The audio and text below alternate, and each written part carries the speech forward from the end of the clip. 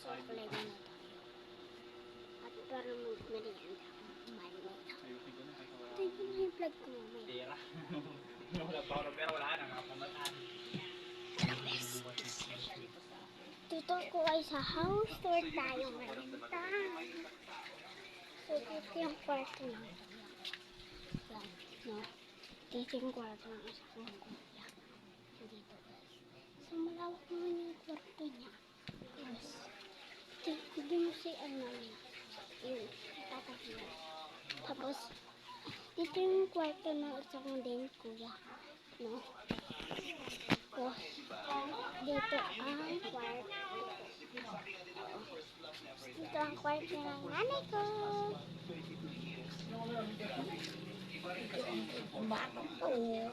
Sabi na ngayon sa magkakamer, di ba? Ito naman yung kwarto ng mama ko. Nagkot ba sa'yo? Ito si Kuya dito. Ito yung kwarto ng papa ko.